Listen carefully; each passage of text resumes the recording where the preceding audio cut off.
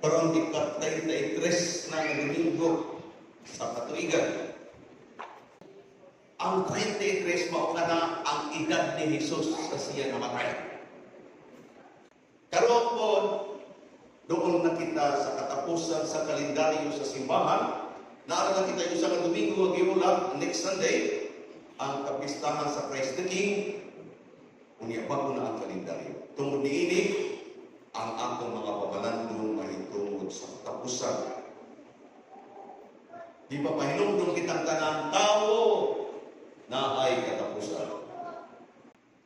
Unsa to ang pagbasa sa nakalabay nga Domingo? Na ay nisulod na duha nga tawo sa templo na bulog og limos. Ingon ni Jesus tanaw atong kabus. Gamay lang ang gihulog pero sa mata sa Dios mao'y pinakadako. Unsa man ang diferensya? Dili di ay dawato ni Jesus ang mga dako ang halad. Dili mao mga kaigsuonan.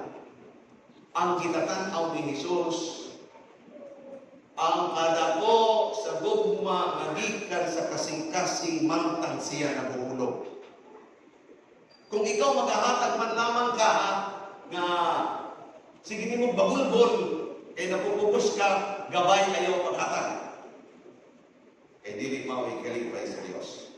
Muhatag ka ngani gikan sa kasing-kasing. Mga kaigsuonan na ay katapusan ng tanan. Kadi mo na nga itong pagbasa na rin. Mungit-ngit ang adlaw o dili na mudarag ang bulan, mga hulugikan sa langit ang mga bituon o mutipa sa ilang naandan agianan ang mga planeta sa kawanangan. Unya diha sa mga panganod makita anak sa taong moabot na may gahom o himaya. Kabangingan ng mga panahon, nag-angin nga mga nadunggan. Pagsunod sa year 2000, na ay mga preachers na nag-ingon, magugunaw na ang kalibutan. Na sila yung mga numero na i-compute ikan sa Biblia, kay maunang ini ang adlaw sa katapusan sa kalibutan. Walang mahuman sa kalikuan, year 2000, year 2012. Compute na po sila nain. Na mga propeta ng mabuot ting anak, makingon nga magugunaw na ang kalibutan, sige nagdinog, sige nagbagyo. Magsunod-sunod nga ni kamo, boting nun, wala mo'y pagtuo. Nag-ingon ba ang atong pagbasa nga rin karon sa Ebanghelyo? Walay nasayo, kanos amo abot, kadtong adlaw o taknaa, bisan ang mga anghel sa langit, bisan gani ang anak. O sabihin mo ni Jesus, walay nasayod. Kunya na ay mga tao nga perting sa yura, no? Na ay 3 days darkness. Kunya sa 3 days darkness, walay mo tindog nga kandila, walay pangandam na pagsubutang nagsupot o kuan bugas, aron maluwas mo. Ito mo na nga tuo. O dili na nga tuo, na mabuang.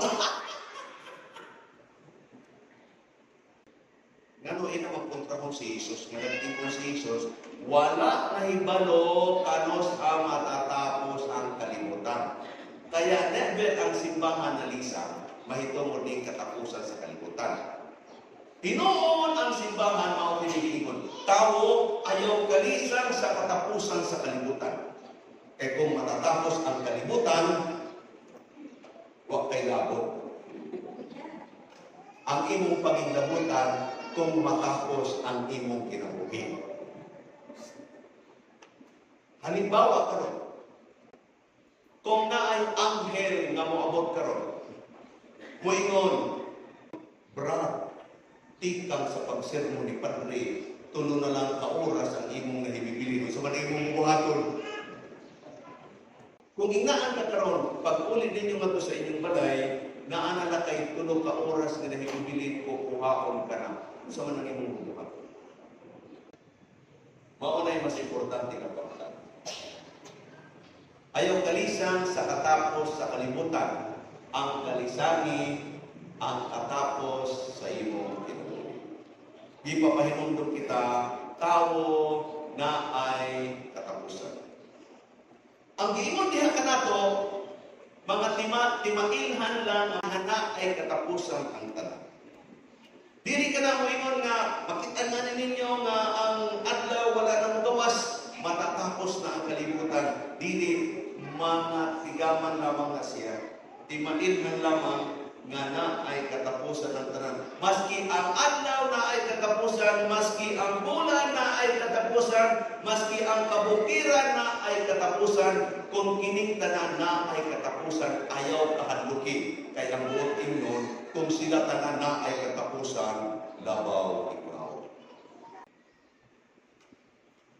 Importante ko no, sa kinabuhi sa tao, kanang iyang pag-abot sa kalibutan. Importante na. Kaya you have to celebrate your birthdays. Pasalamat yang Diyos kay importante na ang imong pag-abot sa lobo sa kalibutan. Pero mas importante kung paano ka mobilya. Dili ko nun mo sa iyo kung unsa ang imong sitwasyon sa pag-abot mo sa kalibutan. Kay dili ka makapili. Dili ka makapili kung ipapanganak ka dapo o ipapanganak ka pobre. Dili na nimo sa iyo. Dili na nimo sa iyo kung gipanganak ka sa usang nagpuyo-puyo o usa sa gikasal na. Dili nimo sa iyo kung gipanganak ka tungod kay gilugos ang imong inahan. Dili na nimo sala. Ang imong sala kung mamamatay ka, unsa man ang imong sitwasyon. Tungod kay ang imong pag-abot sa kalibutan, wala nimo pilia, pero ang kinabuhi dinhi sa bawo sa kalibutan, ikaw ang nagpili ni anak. Ayaw basula ang imong mga ginikanan. Ayaw basula ang kalibutan. Kung asa ka karon, ang imong basulon, ang imong kaugalingon, kung unsa ang imong dadaratan dinhi sa bawo sa kalibutan. Naayo sa santo batanon si Aloysius Gonzaga, bangsanan siya. Kung karon moabot ang anghel, unya moingon, tulo na lang ka oras ang imong nahibibilin. Unsa man ang imong bubuhaton. During that time, ipangutan na siya, nagduduma siya bilyar. Nag-ingon si Aloysius, kung maabot karon ang anghel, kukuhaon ako sunod sa tulo ka oras, kay mapapadayon ka lang kita pagbilyar, kay dili pa human ang atong duwa. Nganong malisan man ako, nga maunay tumong sa akong kinabuhi, adlaw-adlaw sa akong kinabuhi, akong gihuhuwag ang Diyos. Unya kung moabot ang Diyos, balisan ko. Mao kini ang rason nga sa matag adlaw manguros ko. Mao kini ang rason nga sa matag adlaw mangampo ko. Mao kini ang rason sa matag Domingo mosulod ko sa simbahan aron maging andam ako sa pag-abot sa Ginoo. Unya pag-abot sa Ginoo, malisan na hinuot ko. Pero ang pangutan ng mga kaigsunan gano, kaya imo una-una nalisang pag-ingon nga moabot na ang katapusan. Siguro na ay kulang. Tungod kay, many times, daghan ang atong gibubuhat, pero wala diha ang atong kasingkasan. Sama sa aking ingon kanina. Yes, we seemingly nagpipista. Pero sa tinuray, wala pamista, nagkikaon ra. Namutos pa yun. Tanawan ninyo mga kaigsunan kung sa kahindot ang atong kalendaryo. Karon mangkang naghihiskot kita sa katapusan, nag-ingon niya, magkukusok ang hangin, dili na magawas ang adlaw, di nga na pati ang bulan, dili na mahikitan.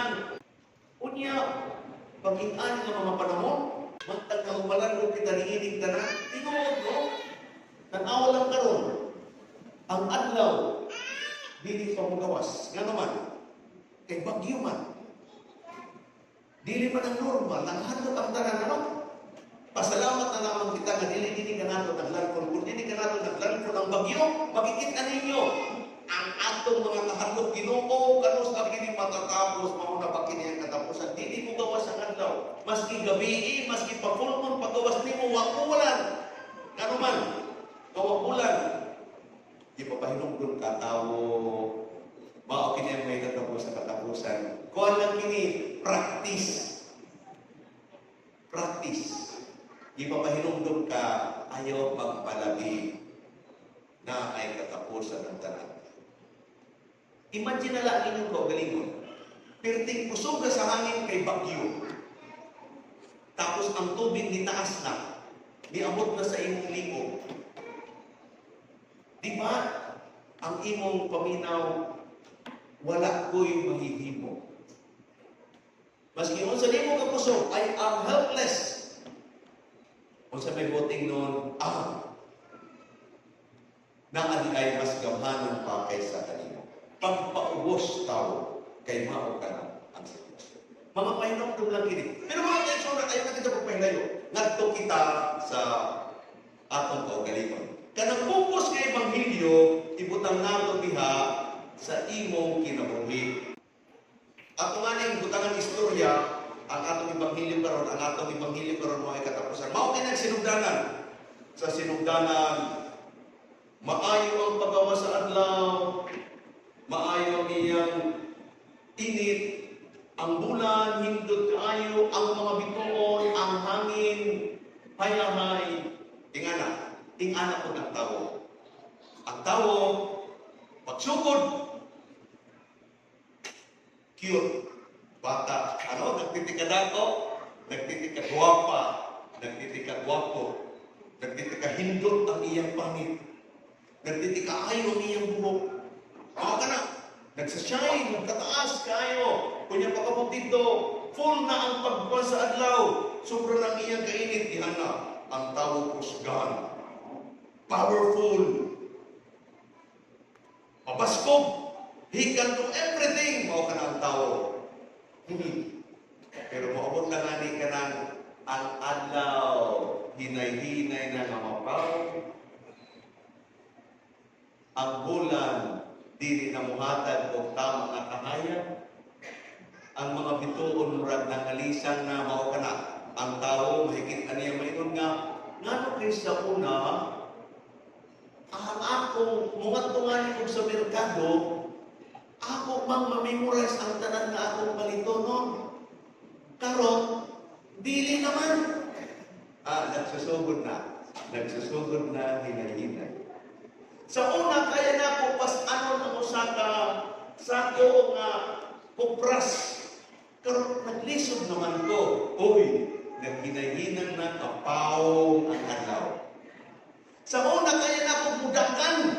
Napuno ka kilometros, karon ko sa pumanan ka kilometros, murag gahit naman akong tuhod. Nagpapahinundo na kanimo taho, hapit na ang kagabihon. Sa una, hindot kaayo akong buhok. Karon, murag na may buhok. Bago ka na. Sa una, hamis pa nga akong panit, pero nagtitikadugay, nawawala na ka ng kahamis. Nagpapahinumdum na tao, hapit na ang katapusan. Ang katapusan na ay mga signs. Mao nga, ang atong concern is not katapusan. Ang atong concern, ang ipapahinumdum din ka nato sa atong mga pagbasa karon is ang atong pagpangandaw. How prepared are we? Ang kamatayon mo abot, dili na ito mabubunan. Ayaw kung para pakiyaw. Ginoon, pagpangandamin. Dili kita makaka-escape from a sudden death. Pero we can prepare for a happy death. Di magod kita makalikay. Mas kung sa'yo ang buhay, dili kita makalikay. Pero ang tao magpatunyang langanin sa iyang kaugalingon, makamot ang kamatayo nga dili siya. Sa dito sa Leyte, gikan man kung ngadto, na ako dito isang tulanahan. Ingon sila, Father, na ako'y pasantulanahan sa imo nga tricycle driver. Ilang ipakita sa picture.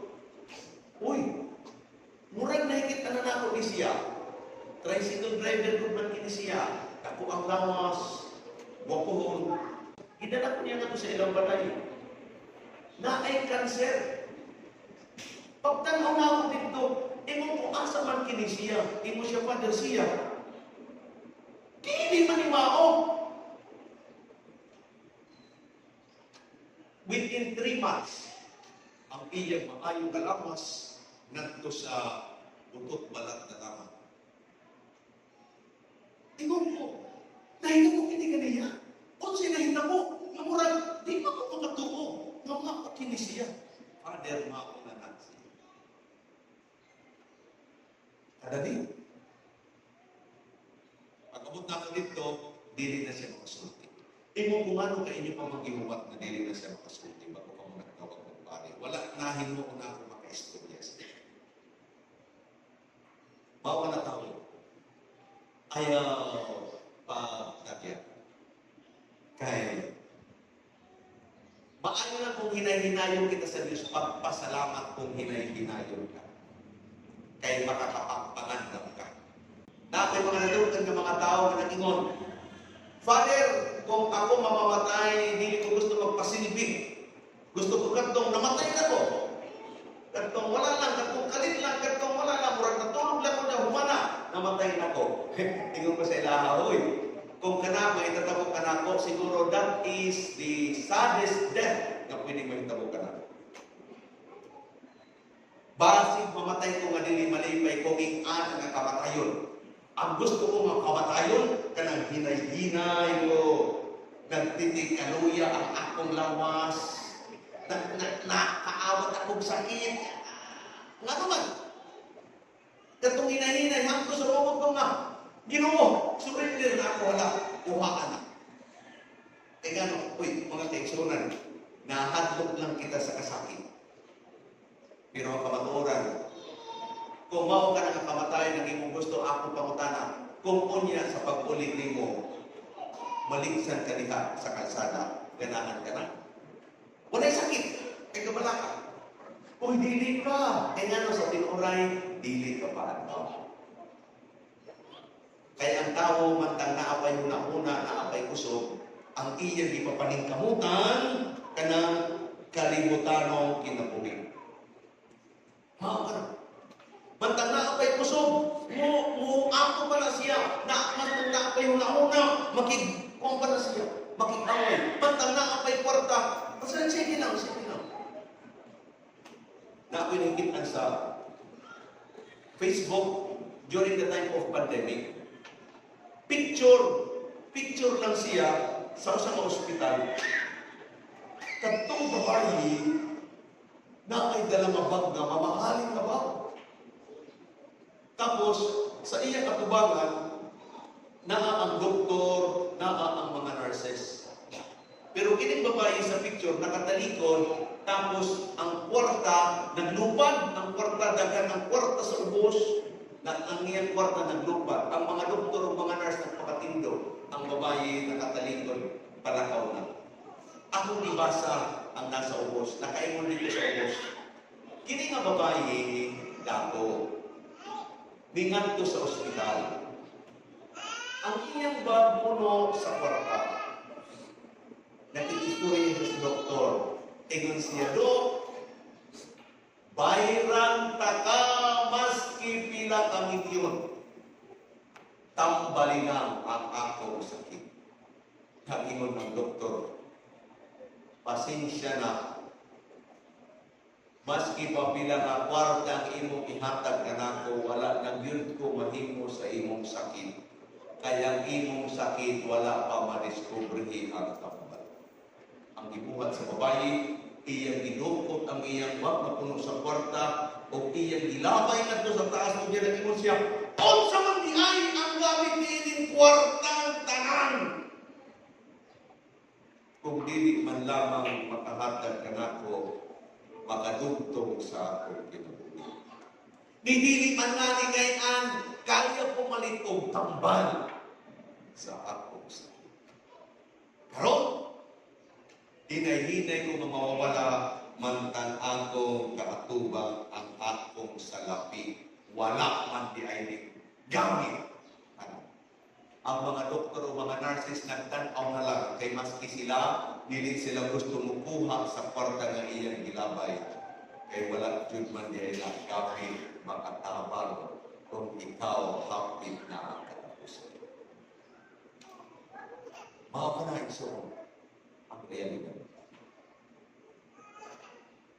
Na-istorya sa usa nga mag-asawa, na sila'y kausa-usa ang anak nga babayi. Ang ilang anak nga babayi, guwapa. Sa elementary pa lang ilang ipapanghambog kay Bibo kaayo, very talented. Very talented na siya. Maski asa ng mga program, permanente ito ang iyang anak. Hangtod sa nagdako, hangtod sa nag-high school, graduate sa high school, ang ingon sa iyang anak, Mama, Papa, gusto ko mag-abogado. I want to be a lawyer. Uy, sus, ipanghambog niya ang akong anak, Brian, mag-lawyer, di sunod sa law school. Permanente on top, karon nag-review sa bar exam. Dili niya problema ang makapasar. Ang iyang problema kung top-notcher ba siya o second. Mauna iyang problema. Mauna iyang problema. Kung ako makukuha ang first or ang second, mantang nagre-review siya, bago umabot ang exam. Pauli siya ikan sa review center, pauli na to sa ilang balay, nag-crash ang iyang sakyanan. Gidala siya sa ospital, ang pagkukon siya nakita mo, pag-abot dito, wala siya ilang gas-gas kung dili gamay lamang din sa iyang agtang. Gamay lamang ang gas-gas. Gibutangan lang og bag-ig.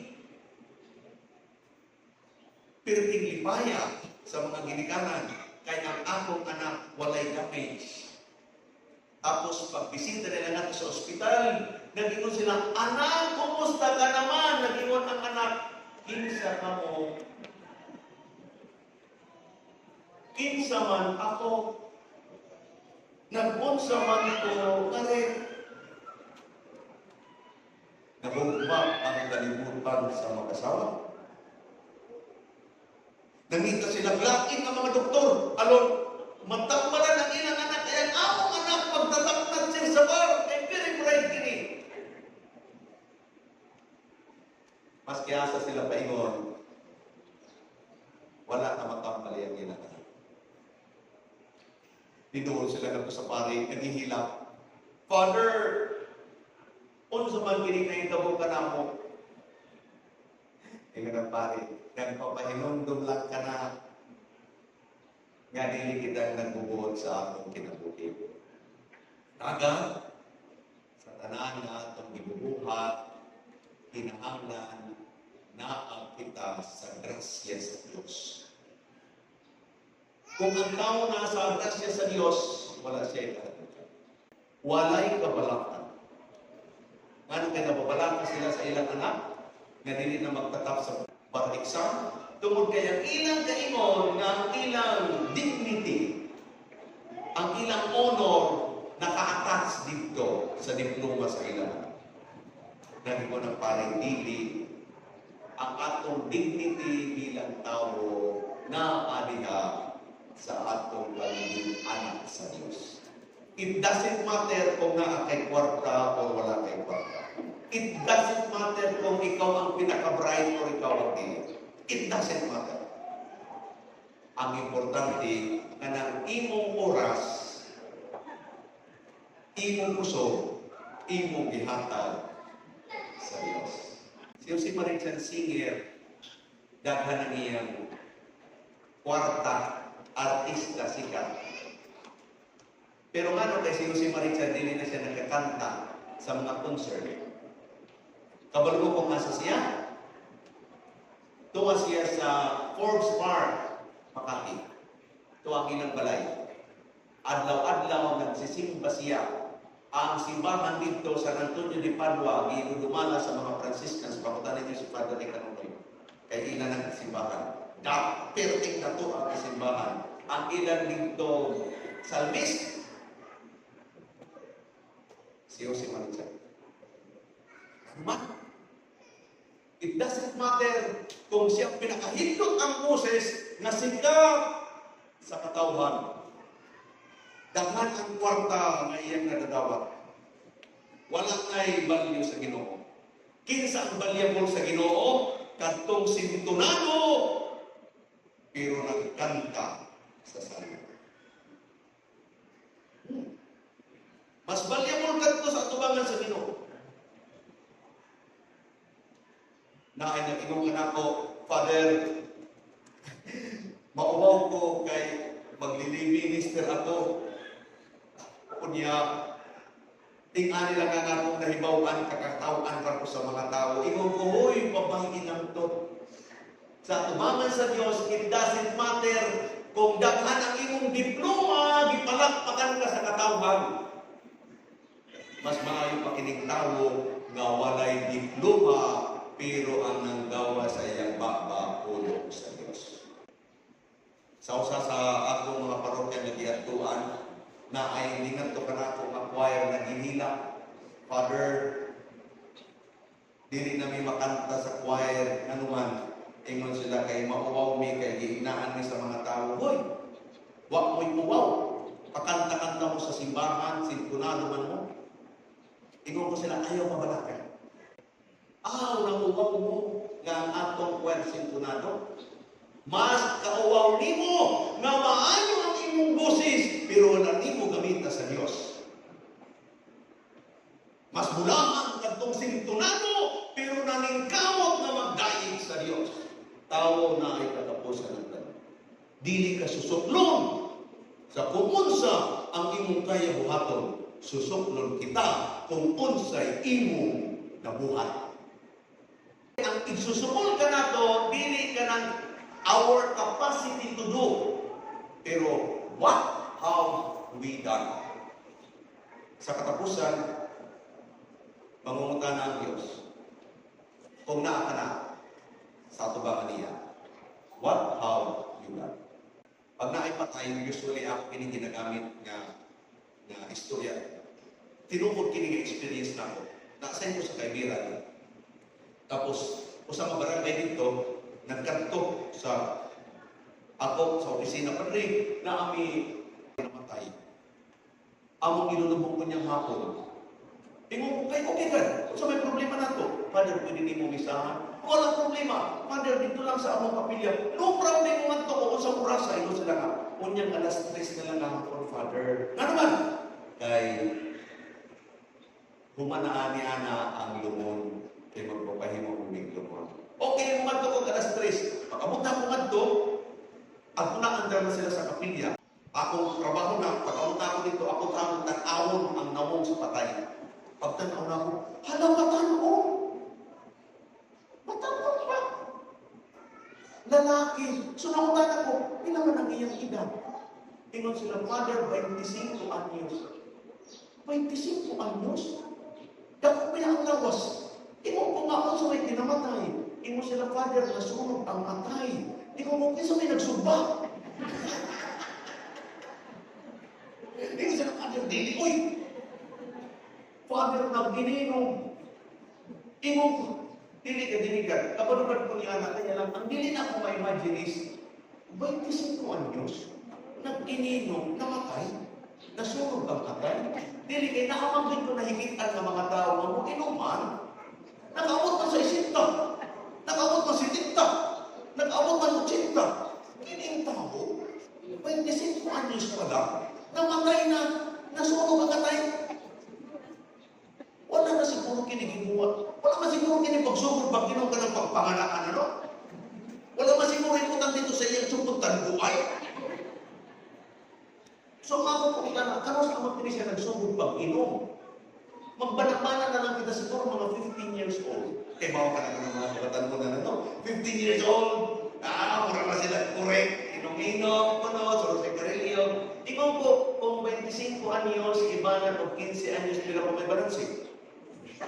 10 anyos, pag ininom, nasunog ang matay. Wala siguro kinikimuhat, ano gabi isip ilang inom. Kunya karon kinamatay. Pagkatubang niya sa Ginoo, mangungutana na ang Diyos kaniya, Oy! Undo! Welcome! Di balik ka na. Nagpunsaman ka dito sa ubo sa 25 anyos na akong gihatag kanimo, mutubag ako siya, nag-inom. Kapagit sa tubag. Maulang na ang imong nahimon. Hoy tamo, na ikatapusan ka. Dili kini dali masabtan sa mga kabatanunan. Pero kung maabot ka na nga ni diya sa imong edad, nakasabot ka nga ni sa akong giingon, o tingnon, nakatilaw ka na sa giingon na hapit na ang katapusan. Na yung mga timaan. Sa una, maski maglukso-lukso ako, ang karon naglisod na ang akong tuhod. Maski sa una na, binuntagay, wala tulugay, maski pa pinagapukan movie ang akong tanawon karon, maski usa pa lang ang movie, hindi na ako mahikitaan. Sa una, maski pinakakilo ang karne, pwede na ako hotdog karon, hindi na ako kahurot, maski usa ka kutsara. Kaya wala naman ko ingipon. Nagpapainom doon na tao sa katapusan. Agin mga tingsonan, dili na ito kahadlukan ang katapusan. Ang ikakahadlukan sa tao, kung andam ba siya sa pagsuda ni anak